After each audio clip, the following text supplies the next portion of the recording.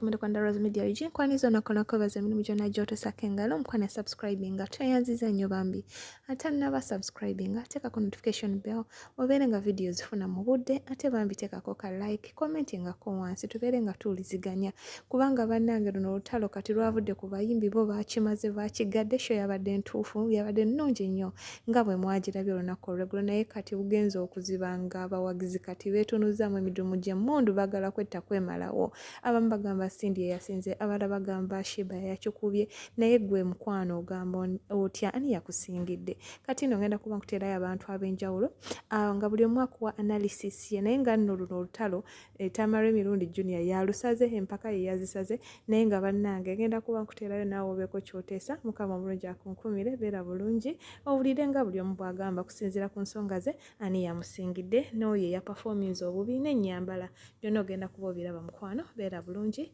bye nze ng'omulamuzi atula ku social media bye bino bye nalabye ebyavudde mu lutalo lwa Cindy ne Sheeba era abayimbi bombi Cindy ne Sheeba kwe bali kuno mbalaba mujje wano omulimo guno ogw'okusala empaka gwampeebwa omugenzi Isima jajja good jajja ichuli jajja good mukama omwoyo gwagule aguumuze mirembe empaka zino yali azisala nampeerezaako ku nsala ye nange n'ensala nemwe nanga bwe mubadde munnindiridde nga mugake tuwulire Tekinokulati Junior kyagamba ye bato ya Cindy ne Sheeba yagirayo ata kwata peni n'olupapula get a pen and a paper ekyamazima ddala tekwabadde kuyimba yabadde money making project era bonna abayimbi bano Cindy ne Sheeba bagabanya akasente akawera mpulirako mugava mu nkubo nti Sheeba yafunye milioni 15 ate ye Cindy yanyuse na 10 wali tewabadde concert muna Uganda ndaba ikwabadde kukola sente. I'm very disappointed mu bayimbi bombi nti weguba muziki sagulabye. I didn't see any music there. Nalabye just kola sente. Era chituswaza no tuswaza nti wabaddewo bato ya music nedda wabaddewo kola sente. Waste time tetulina na mpakaze tusala. There was no singing. There was nothing musical. Abewo omuntu akontrolinga baleme kwononera kinene. Abantu bananse okulowooza abantu baniko kutunuulira they are judging you. Naye ebiseera ebyo ng'omuntu ne bw'alinnya ku Sheeba tosobola muwuliramu kagambo. Bana yenda bagamba era naffe abantu abamu tulina abantu baffe essaawa zino mwabangamba nti kaduuka ng'okyuse nnyo. Wabayo omuntu ali emabega ekyo sijja kulimba. Wabayo omuntu oyo gw'owuliriramu n'agamba kino kibi n'ojja ng'okyusa mpola mpola. Akati Sheeba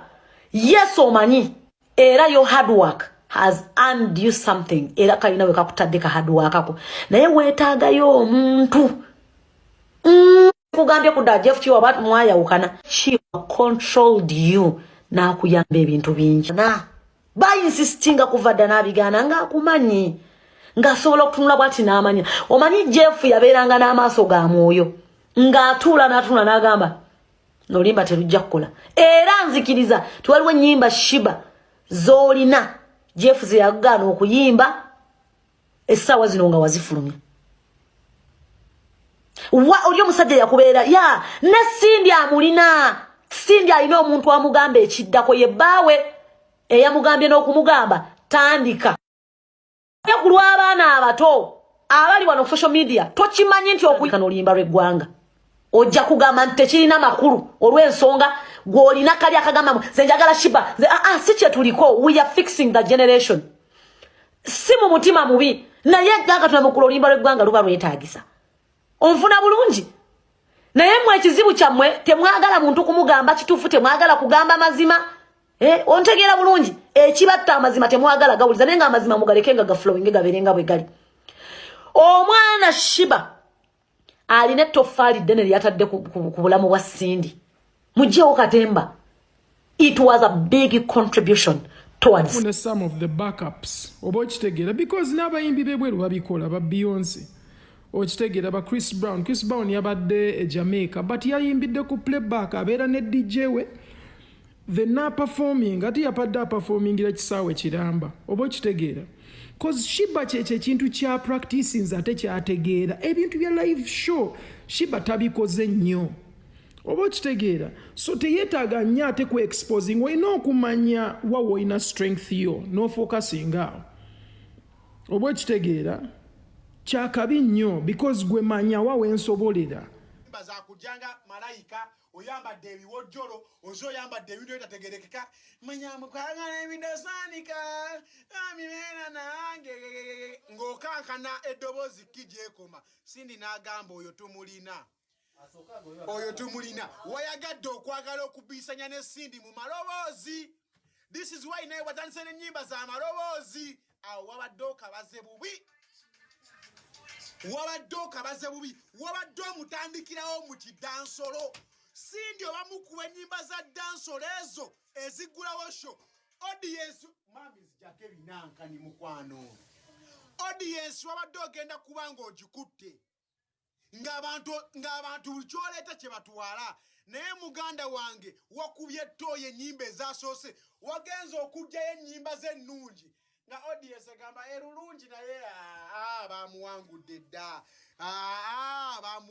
dda awo walimbyemu wabadde olina tandika na nnyimba zo nnungi because ono Cindy yabadde yakulabye dda tolina ddoboozi tosobola kuyimba naye kati wandi watandise n'ennyimba zo z'omanye ez'amaanyi kati njagala ojjukira Sheeba we waleetedde kabako ku stage Cindy yabadde yawozedde nga talina nabyayogera ng'asirisa ali wali bw'ati naye nga ye akubala omanyi nti Cindy ayina we yatuuse n'akuba ennyimba nga buli omu tazimanyi nga ziyaawo bwe zityo siro kukuumirawo bafaani be kumbe yeetegeka ali mu kusala mu energy agitegeka ajja kukuba akamaliriza bannange we yakomyewo yakukubye ennyimba ezi wallahi biraita lie nga ne bw'obeera ntosobola kudda nze no stage okubeera nga obwongo bwo buli 0.0 ekyakuswaziza kiri eki kankulage akantu ke wasudde Sheeba bwira ku misobi gye wakozeemu nga tetulaba kugenda wala bino byokunama otuleetera emiguwa gyo simanyi obulinga ng'agenda okusiba endiga otuleetedde emiguwa gyo ogenda kusiba ndiga ku stage ogenda kusibaani osooka otuleetera emiguwa otulage emiguwa gyo otuleetedde ebijanjalo bya firita tebitegerekeka tebitegerekeka Sheeba saagala okube bantu bisiraani nkiddamu Sheeba toddamu kunamira bantu bakuba bisiraani kati awo kasooke kutulemu katini inkulage ensobi gye wakoze nti ono Cindy kye yakusingidde abamu abadde temwagoberedde bulungi nabagamba nze buli kimu nkigoberera ku social media kuno buli kimu nze mba nyino kigoberera kati ono Sheeba bambi obamugambe nti no gwasooka okuyimba nayayaananga akaluma nkiddemu nayayaananga akaluma yatandikiddewo okuyimba tategeera common sense empty kyenkugamba common sense empty tategeera otandika otya okuyimba bwe batyo batandika ekintu bakuyisa okugenda okuyimba gwasooka ku stage noyayaana akazindalo oba nana Sheeba yafunye 35 tyamutuzira mu afu era nenya abategesi abaddira Sheeba ne bamuteeka ku kirasi ya Cindy mwabakola ensobi eyo mwabalabisa Sheeba kuba Sheeba abadde alimbalimba abantu ng'agula $5 million kati zimukatula mugonde basaba $800 sizimuwa yakunamye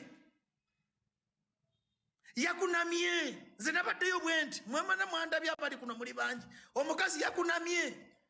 yese music industry yaswaziza ekitiibwa ky'abakazi badansolo balaga mafini yaleese bano abazinyi nga bazina offbeat omuyimbi yabadde ayimba offbeat abazinyi babadde bazina offbeat abakubi babadde bakuba offbeat kali ne kajja kanamukadde akakazaala nakawera okumanya nti teri kintu kiswaza Sindi eyakazaala atayina n'amaanyi ga kisajja najja nakubira mu geemu yo ng'ate Sheeba akoze lihaso okumala emyezi 5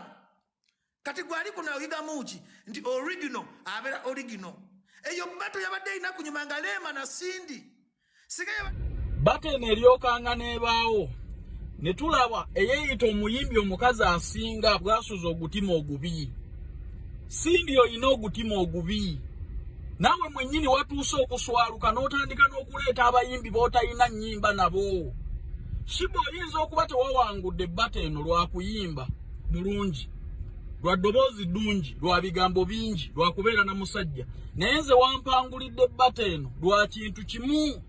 kuwa bayimbi banno balala mukisa waleese abayimbi boolina kolaboozi nabo ng'ate zonna hit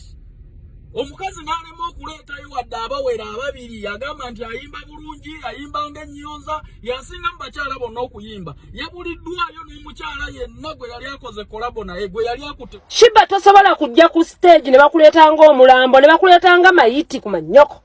wena watadde mu ngoye z'abamalayika nti njeru nnyo wena muno mu festo tokwatagana olinga akawuta naye Sheeba amagezi ge wakozesa ng'ozimba ennyumba lwaki ogakozesa mu music noba ngo otegeera ku mannyoko ne tumanya nti olina enjawulo ku Sindi kuba ye Sindi twamugumira nti kale ayimba bulungi akikuba naye musiiwuufu alinga Kalifa agalaga ne bw'ayambala olugoye tanyuma alinga King Sir ne bw'ayambala tanyuma alinga omuntu ali awo atali star Sindi ozze ku stage wonna ng'olinga maid ow'ewaka ate maid ow'ewaka e Masaka si ku kibuga ku mannyoko lwaki mutumalako emirembe Nzoweda ndi busy ndieno ndi mu category nga so very positive nga ndi ability nga ndi mukuli otegera ne bankubira simu ne bangamba chumi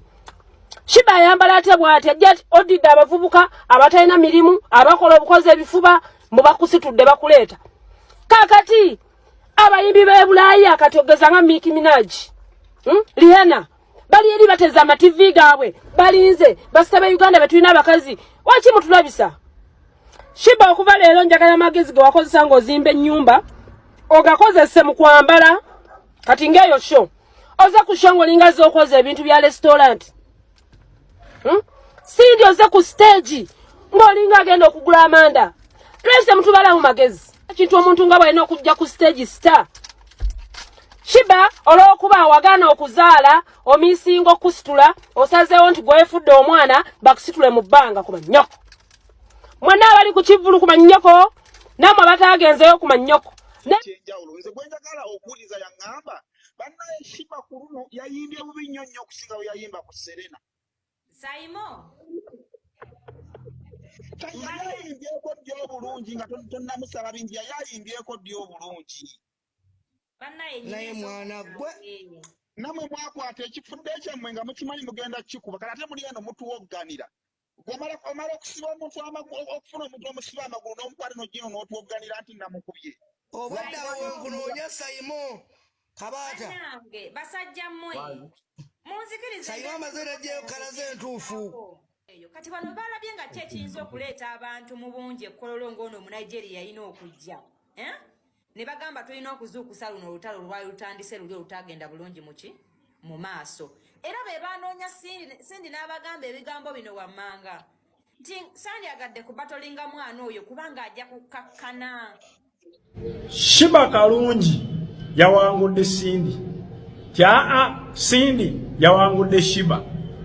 wasasudde 3 jo Sheeba yafunye milioni 10 yazze kuyimba kubanga bamusasudde Sindi yafunye milioni 10 yazze kuyimba kubanga bamusasudde tewabaddewo bajjaji bagenda kusala mpaka eyabadde asala empaka yabadde gwe ekitegeeza all in all it was a money making business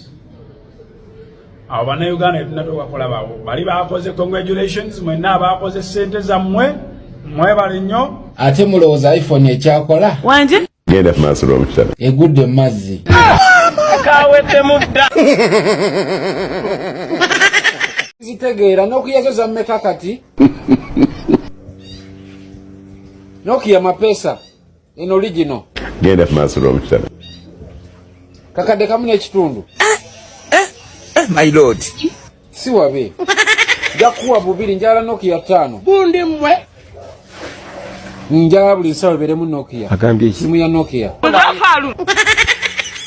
Yimpe ngina kuwera ddala bubiri oba kakadde kamu n'ekitundu kuwa bubiri. Wano wetulaga.